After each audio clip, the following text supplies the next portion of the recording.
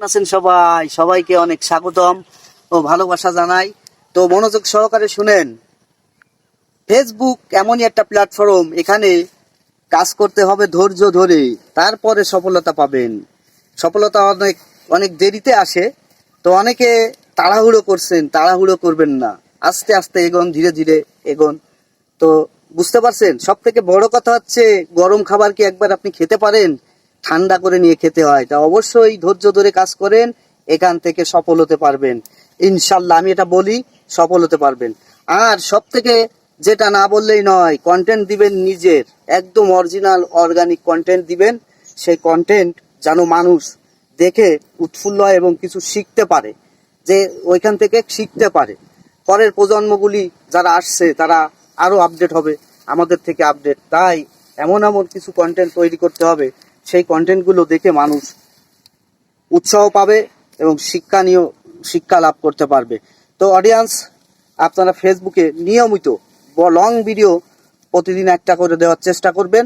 যদি বড় ভিডিও থেকে মনিটাইজেশন পেতে চান, তাহলে অবশ্যই প্রতিদিন একটা করে 3 মিনিটের ঊর্ধ্বে একটা ভিডিও দিতে হবে। আর রিলস ভিডিও 3টা করে দিতে হবে, 3টা করে রিলস ভিডিও দিতে হবে।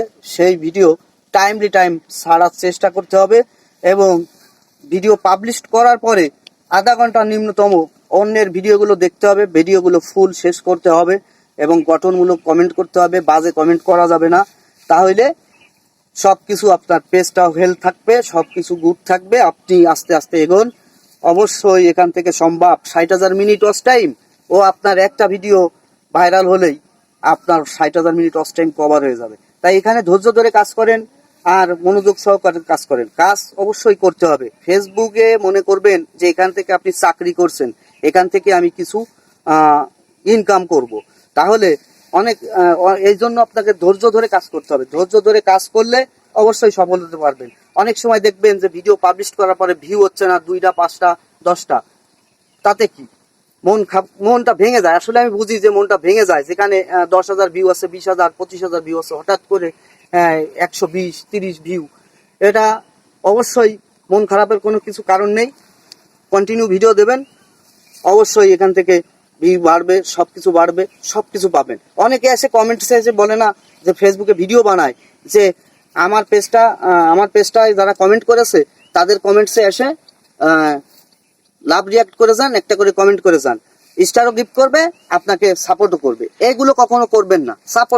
সাপোর্ট চাই এগুলো করবেন না। ফলো টু ফলো ব্যাক এগুলো কমেন্টস করবেন না। আর আমার অডিয়েন্স, কিছু কিছু অডিয়েন্স আছে, তাদেরকে আমি বলি আমাকে কমেন্টস করেন যে ভাই আপনাকে ফলো করে দিয়েছি, আশা করি ফলোটা ব্যাক পাবো।